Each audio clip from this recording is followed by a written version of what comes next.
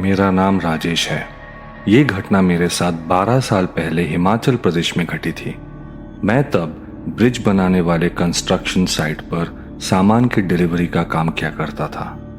एक रात construction site पर डिलीवरी करके रोज की तरह मैं पहाड़ों वाले रास्ते से होकर शिमला की तरफ जा रहा था। ये रास्ता काफ़ी संकरा था और रास्ते में कुछ टनल्स भी थे। यहाँ ट्रक काफ़ी ध्यान से चलाना पड़ता था। वैसे दिन में ये रास्ता बहुत ही सुंदर लगता था, पर रात में चारों तरफ बस अंधेरा रहता। बहुत सी गाड़ियों का यहाँ एक्सीडेंट भी होता रहता था, इसीलिए रात में यहाँ काम करने के पैसे अच्छे मिलते थे। उस रात शिमला लौटते वक्त बड़े आराम से पहाड़ों के रास्ते से होकर आगे बढ़ रहा था। रेडियो पर गाने बज रहे थे और मैं मस्त होकर ट्रक चला रहा था। अभी अचानक दूसरे टनल के थोड़े पास पहुंचकर मुझे टनल के बाहर एक बहुत ही सुंदर सी बच्ची खड़ी हुई दिखी। मुझे बहुत ही अजीब सा लगा। इतनी रात में यहाँ ट्रक ड्राइवर्स, बस ड्राइवर और मिलिट्री की गाड़ियों के अलावा कोई नहीं दिखता था। तो ये लड़की रात के 9 बजे यहाँ अकेले क्या कर रही थी? मैंने गाड़ी स्लो की और उस लड़की से पूछा, आप ठीक हो बेटा? कहीं जाना है क्या आपको? वो मेरे ही बेटी की उम्र की थी, शायद 14-15 साल की। उस लड़की ने हल्के रंग के कपड़े पहने थे और उसके बाल खुले हुए थे। उसने अपने मुंह नीचे झुका रखा था। अपने हाथ ऊपर कर टनल की तरफ उसने इशारा किया। उस टनल में कोई लाइट नहीं थी। मुझे लगा कि लड़की किसी आसपास के गांव की ही है और अंधेरे टनल को पार करने में शायद वो डर रही थी। तो मैंने उसे ट्रक में चढ़ने को कहा। वो चुपचाप ट्रक में चढ़ी और बिल्कुल शांत होकर अपना मुंह झुकाकर बैठ गई। मुझे ये सब बड़ा अजीब लग रहा था। मेरे दिमाग में बहुत से सवाल आ रहे थे। इतनी रात में वो यहाँ अकेले क्या कर रही है? उसके घर वाले कहाँ थे?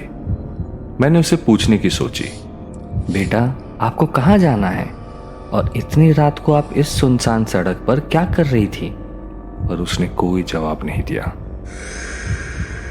बस अपना हाथ ऊपर कर ट्रक के विंडशील्ड से आगे की तरफ इशारा किया। मैंने फिर उससे कुछ नहीं पूछा। शायद बच्ची डरी हुई थी। मैंने उसे बस कहा, आपको जब उतरना होगा मुझे बस बता देना बेटा, मैं गाड़ी रोक दूंगा। उसने फिर कोई जवाब नहीं दिया, बस अपना सिर हिलाकर हाँ कहा। 10-15 किलोमीटर आगे जाने के बाद अचानक उसने मुझे गाड़ी रोकने को कहा। मैंने गाड़ी स्लो की। मैंने चारों तरफ देखा और हैरान था। रास्ते के एक तरफ ऊंचे पहाड़ थे और दूसरी तरफ खाई और उसके सामने एक दीवार। ना कोई घर था, ना किसी गांव का कोई नामो निशान था वहां। मैंने गाड़ी रोकी। ये बच्ची यहाँ कहाँ गाड़ी रोकने को कह रही थी मुझे? बेटा, आप यहाँ कहाँ उतरोगे? आसपास तो कोई घर या गांव है ही नहीं। उस लड़की ने कोई जवाब नहीं दिया और वो ट्रक से नीचे उतर गई। मैं गाड़ी में बैठा देखने लगा कि वो कहाँ जा रही थी, और वो लड़की गाड़ी से उतरकर उस दीवार के पास जाकर खाई के तरफ मुंह करके खड़ी हो गई। मुझे ये सब देख बहुत ज्यादा अजीब लगने लगा। ये बच्ची कर क्या रही थी? वो लड़की अब धीरे धीरे दीवार की ओर बढ़ने लगी। फिर वो उछल कर दीवार पर चढ़ गई। मैं झट से नीचे उतरा। अरे बेटा, आप नीचे उतरो, आप गिर जाओगे।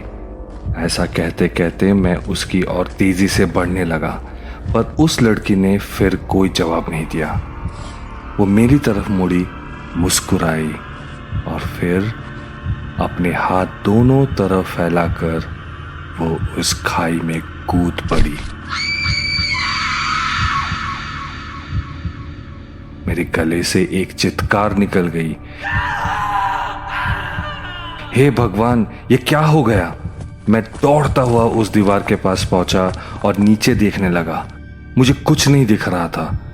मैंने फिर उस दीवार पे चढ़कर नीचे देखा, पर वहां ना कोई लड़की दिखी, ना उसकी लाश। बस चारों तरफ अंधेरा था और एक अजीब सा सन्नाटा। मुझे अपनी आंखों पर यकीन नहीं हो रहा था। मैंने अपना सर पकड़ लिया और खुद को दोष देने लगा कि पता नहीं मैंने उस लड़की को यहां तक क्यों लिफ्ट दी। मैं सिर पकड़कर खुद को कोस ही रहा था कि मुझे अचानक एक हॉर्न की आवाज सुनाई दी। मैंने ऊपर देखा। सामने एक आर्मी का ट्रक आकर रुका और 2 फौजी उसमें से नीचे उतरे। क्या हुआ भाई, ऐसे जमीन पर क्यों बैठे हो? फौजी ने मुझसे पूछा। मैंने रोते हुए उसे सब कुछ बताया। उन दोनों फौजियों ने एक दूसरे की तरफ देखा और पहले फौजी ने मुझसे कहा, वो बच्ची पास के रामपुर गांव की है। वो बहुत सुंदर थी और एक रात ट्यूशन से घर लौटते वक्त एक ट्रक ड्राइवर ने उसे अगवा कर लिया और उसकी इज्जत लूटी।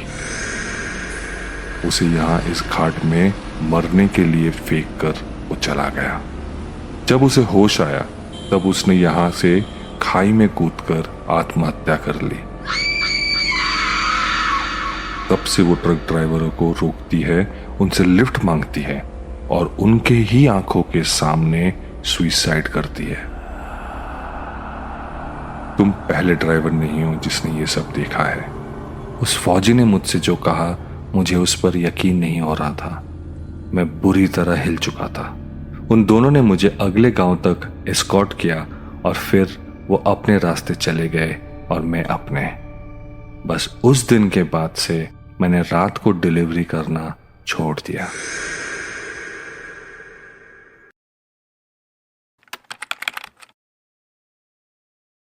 मेरा नाम विपुल है। कोलकाता के राजारहाट में मेरा एक ट्रांसपोर्ट का बिजनेस है। मेरे ट्रक्स यहाँ से मछली दूसरे स्टेट्स में ले जाने का काम करती हैं। ये बात 2019 की है। एक नया क्लाइंट मिला था और हमें एक फिश का बड़ा कंसाइनमेंट रांची पहुंचाना था। लास्ट मिनट पर ड्राइवर की तबीयत खराब होने की वजह से मैंने खुद ट्रक चलाकर जाने की सोची। पहला ऑर्डर था। देरी से डिलीवरी करना नए क्लाइंट के सामने ठीक नहीं दिखता। कुछ 8-9 घंटे का ही रास्ता था। सुबह होने से पहले माल को वहां पहुंचाना था। सो हमने सामान लोड किया और रात को मैं और मेरा खलासी सोनू रांची के लिए निकल गए।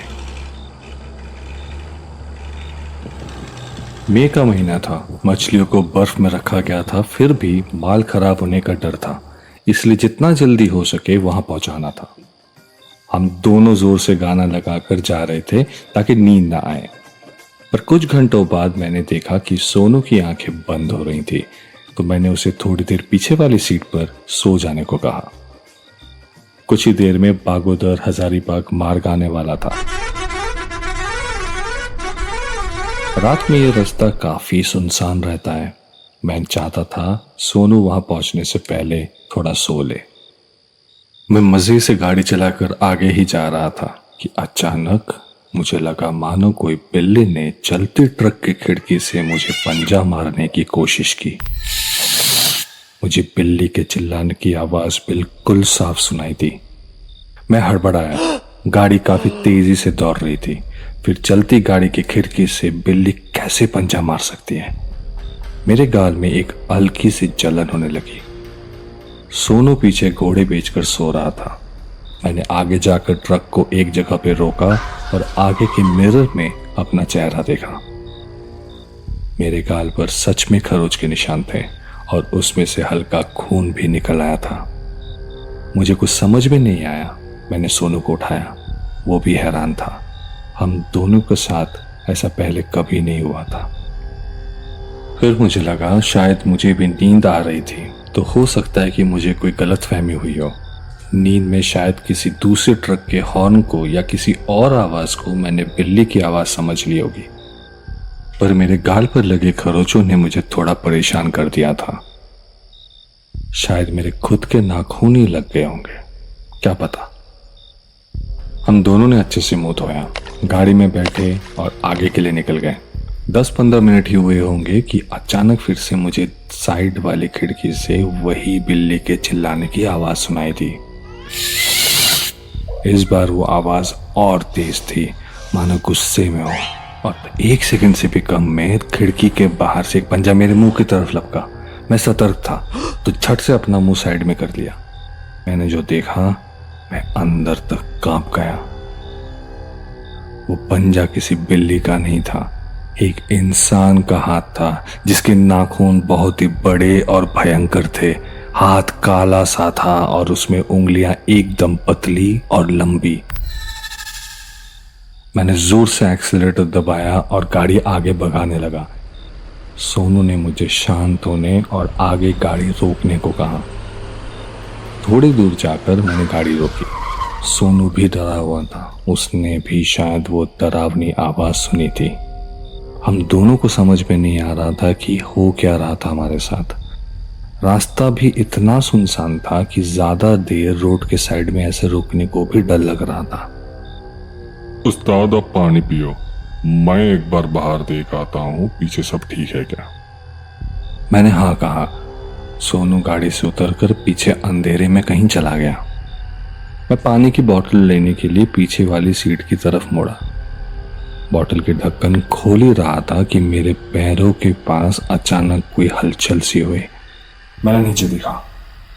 मेरे दोनों घुटनों के सामने एक औरत दुबक कर बैठी थी। उसका शरीर 10-11 साल के बच्चे जितना छोटा था और बिल्कुल काला, उसके लंबे बालों की तरह। बस उसकी आंखें चमक रही थी उस अंधेरे में। लड़के, मुझे मछली चाहिए अभी। दे मुझे अभी दे मुझे। मैं डर से लपक कर पीछे वाली सीट पर जा गिरा। ऐसा लगा जैसे मुझे करंट लगा हो। मेरे गले में आवाज अटक गई थी कि तभी सोनू ने ट्रक का दरवाजा खोला और अंदर आया। उसका भी चेहरा डर से सफेद पड़ चुका था। मैंने स्टीयरिंग व्हील के नीचे देखा पर अब वहां कोई नहीं था। मेरी आंखों का डर और मेरी हालत देख सोनू समझ चुका था कि मैंने कुछ तो देखा है। उस्ताद अब साइड में बैठो, ये जगह ठीक नहीं है, चलो आगे चलते हैं, जो ढाबा है वहां रुकेंगे। मैं तब भी कांप रहा था। सोनू गाड़ी चलाकर कुछ दूर जाके ढाबे पे रुका। गाड़ी से उतरकर हम दोनों शांत हुए और फिर मैंने उसे बताया कि मैंने क्या देखा था। ये सुनकर सोनू बहुत डर गया।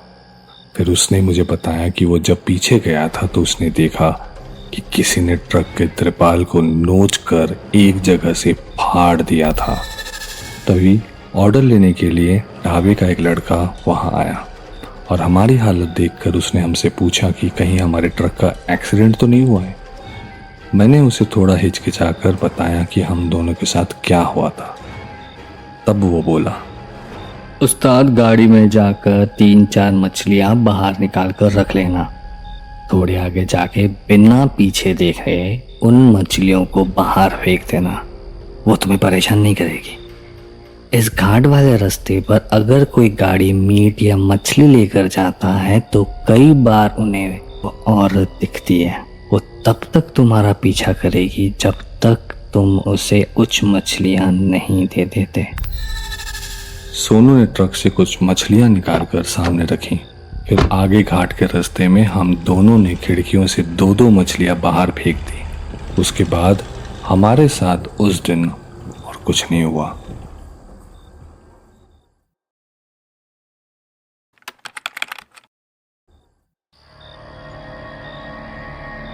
उस डरावनी रात के बाद मैंने कई बार अलग अलग रूट्स पर डिलीवरीज की हैं, पर कभी कोई अलौकिक या डरावनी घटना मेरे साथ नहीं घटी।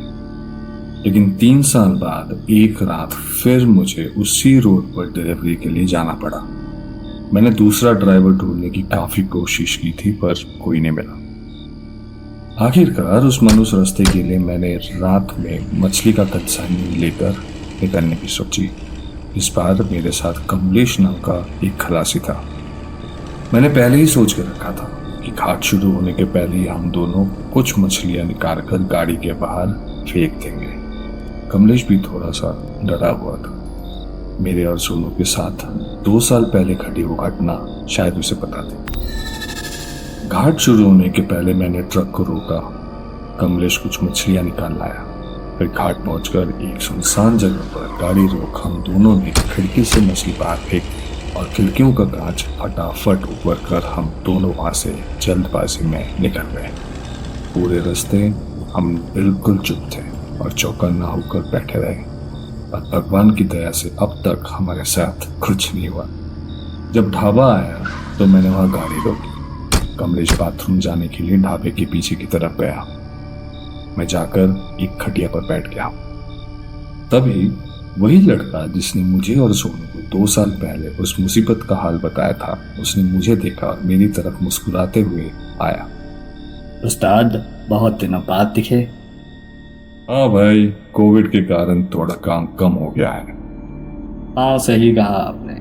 सब ड्राइवरों का एक ही कहना है। वैसे आज आप दोनों क्या खाओगे? एक काम कर, 2 चिकन थाली दे दे आज। पर सोनू तो वेज खाता था ना? दरअसल वो यहीं आता जाता रहता है, इसलिए याद है मुझे। नहीं, मैं आज कमलेश के साथ आया हूँ, सोनू के साथ। क्यों मजाक कर रहे हो उस्ताद?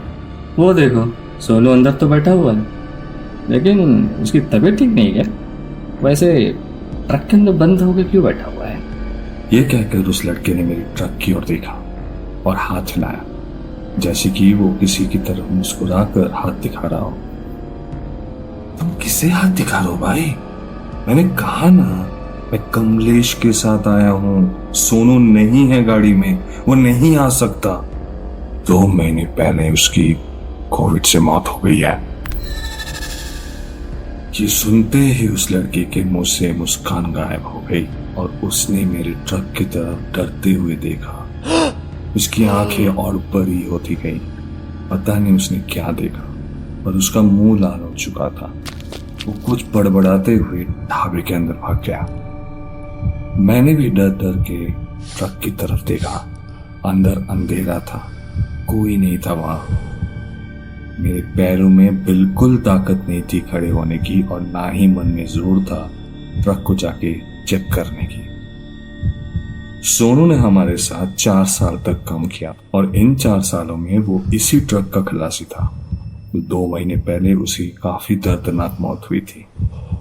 उसे किसी हॉस्पिटल में एडमिशन ही नहीं मिला था। तभी कमलेश ढाबे के पीछे से लौटा। मेरी तबीयत खराब होती देख बाकी का रास्ता उसी ने गाड़ी चलाया। मैंने उसे कुछ नहीं बताया, पर मेरी हालत देख वो समझ गया था कुछ तो बात थी जो मैं इतना परेशान हो गया था।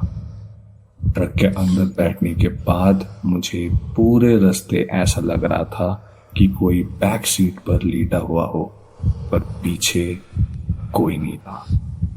थोड़ी देर बाद मुझे काफी तेज बुखार आ गया था। उस दिन हम जैसे तैसे डिलीवरी खत्म करके लौटे। वापस आने के बाद मैंने फिर कभी कोई ट्रक नहीं चलाया।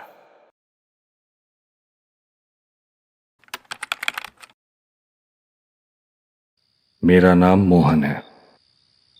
उस रात मैं राजस्थान के जैसलमेर में एक गोडाउन से फर्नीचर और लकड़ी का सामान लादकर एक दूसरे शहर में डिलीवरी के लिए जा रहा था। रास्ते में जैसलमेर हाईवे का वो सुनसान रास्ता पड़ता था जिसके दोनों तरफ दूर दूर तक बस रेगिस्तान था। मेरे ही तरह बहुत से दूसरे ड्राइवर भाई भी इसी रास्ते सामान डिलीवरी करने के लिए जाते थे और रात में वहां से सब जाने से डरते। कल डिलीवरी का ऑर्डर लेते वक्त मैं इस रास्ते के बारे में भूल ही चुका था, और अब सामान लाद कर जब मैं शाम के 8 बजे यहाँ से निकला तब ये बात मुझे याद आई। मुझे डर तो लग रहा था, पर हाफ पेमेंट मैंने पहले ही ले लिया था, तो अब सुबह तक डिलीवरी करने के अलावा मेरे पास और कोई रास्ता नहीं था। मैंने भगवान का नाम लिया और निकल पड़ा। मैंने सोचा था कि अगर मुझे हाईवे पर कोई लड़की या औरत दिखी तो मैं गाड़ी नहीं रोकूंगा।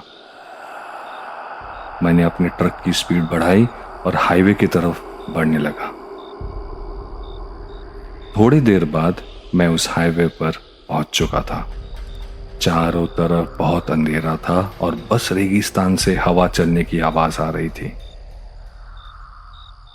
ट्रक तेजी से उस रेगिस्तान के सूखे रास्ते पर दौड़ती हुई जा रही थी कि अचानक मुझे रास्ते के साइड में एक औरत दिखाई दी। मेरा दिल जैसे जम गया। मैंने खिड़की की कांच ऊपर की और एक्सीलरेटर पर पैर दबाया और ट्रक की स्पीड और तेज कर दी। पर ये क्या? ये तो कोई बुढ़ी औरत थी जो झुककर धीरे धीरे आगे बढ़ रही थी। उसने अपने मुंह पर चुनरी ओढ़ रखी थी। मैंने स्पीड स्लो की और उस बुढ़ी औरत को अपने रियर व्यू मिरर में देखने लगा। वो सच में काफी बुजुर्ग लग रही थी। उसका शरीर काफी झुका हुआ था और उसे चलने में भी काफी तकलीफ हो रही थी। ये सब देख मुझे बुरा लगने लगा। इस बूढ़ी औरत को इस सुनसान और अंधेरे रास्ते पर अकेला छोड़ना ठीक नहीं लगा मुझे। वो तो मानो लंगड़ कर चल रही थी और इस स्पीड से तो वो कल भी इसी हाईवे पर होगी। मैंने सोचा कि वो शायद पास वाले गांव में जा रही थी, तो मैं उसे वहीं छोड़ देता हूं, और ये सोचकर मैंने गाड़ी रोकी। मैं ट्रक से नीचे उतरा और रास्ते पे मोबाइल का टॉर्च ऑन करके उस औरत का इंतजार करने लगा। उस अंधेरे रास्ते पे मुझे बस उस बूढ़ी औरत का साया ही नजर आ रहा था। उसके चप्पल रास्ते के ऊपर अजीब सी खरखर सी आवाज कर रहे थे और वो आवाज अब मेरे ट्रक के पास आ रही थी। अब मैं ट्रक के पिछले हिस्से पे गया और जैसे ही वो औरत मुझसे 10-15 हाथ की दूरी पर आई, मैंने उसे पूछा, अम्मा कहीं जा रही हो? मैं छोड़ दूं? पर उस औरत ने कोई जवाब नहीं दिया। मुझे थोड़ा अजीब लगा। उसका चेहरा चुनरी से ढका हुआ था। मैंने फिर से पूछा, अम्मा मैं कोई मदद कर दूं? वो मुझसे अब 8-9 हाथ की दूरी पर ही थी, पर उसने ना कोई जवाब दिया और ना रुकी। वो मेरी तरफ धीरे धीरे बढ़ी जा रही थी और उसी के साथ मुझे एहसास हुआ कि हवा के आवाज के साथ साथ एक अलग सी आवाज आ रही थी। ये आवाज उस औरत के घूंघट के नीचे से आ रही थी, पर वो किस चीज की आवाज है ये मैं अभी तक समझ नहीं पाया था। ऐसा लग रहा था जैसे कि हॉस्पिटल के ऑक्सीजन पाइप से आवाज आ रही हो। वो मुझसे अब 2 हाथ की दूरी पर थी। उस औरत ने आगे बढ़ते बढ़ते अचानक अपना एक हाथ हवा में ऊपर किया और अपनी उंगलियां हवा में हिलाने लगी। मैं चुपचाप उसे हैरानी से देखता रहा, कहीं यह औरत पागल तो नहीं। पर अगले ही पल वो औरत जैसे ही मेरे पास पहुंची, उस हाथ से उसने मेरा गला पकड़ लिया और कुछ ही सेकंड्स में मेरे पैर हवा में छटपटाने लगे थे। उस पतली सी औरत के शरीर में इतनी ताकत कहां से आ गई? और वो मेरा गला क्यों दबा रही थी? मुझे कुछ समझ नहीं आ रहा था। खुद को बचाने के लिए मैं हाथ पैर मारने लगा, पर मैं अपने आप को उसके हाथ से छुड़ा ही नहीं पा रहा था। इस खींचातानी में अचानक उसकी चुनरी उसके मुंह से हट गई और फिर जो मैंने देखा वो देखकर मेरी सांसें थमने लगी। मेरे हाथ पैर सुन्न पड़ने लगे। उस चुनरी के नीचे कोई बूढ़ी औरत नहीं, बल्कि एक 25-30 साल की औरत थी और उस औरत का गला आधे से ज्यादा कटा हुआ था और शरीर के एक तरफ लटक रहा था। बस मांस के कुछ हिस्सों की वजह से उसका सिर अभी भी शरीर से जुड़ा था। उसके कटे हुए गले से वो अजीब सी ऑक्सीजन पाइप वाली आवाज आ रही थी। उसका खून उफन उफन कर गले से बाहर गिर रहा था। ये सब देख मैं डर से कांपने लगा। मेरा पूरा शरीर पसीने से गीला हो चुका था। उस औरत के हाथ की पकड़ मेरे गले पर बढ़ती ही जा रही थी और धीरे धीरे मेरी आंखों के सामने अंधेरा छा गया। जब मेरी आंख खुली, मैं मेरे ट्रक के साइड में जमीन पे पड़ा हुआ था। सुबह होने ही वाली थी, पर रास्ता अभी भी सुनसान था। चारों तरफ अभी भी हल्का अंधेरा था। मैं झट से उठा और ट्रक के अंदर जाकर बैठ गया। मुझे रात में हुई सारी घटना याद आने लगी और डर से मेरे दिल की धड़कन बहुत तेज हो गई। मैंने पानी पिया और इस जगह से निकलने की सोची। मैंने ट्रक शुरू किया ही था कि अचानक मेरी नज़र सामने लगे शीशे पर पड़ी। मेरे गले पर 5 उंगलियों के गहरे नीले निशान अब दिख रहे थे।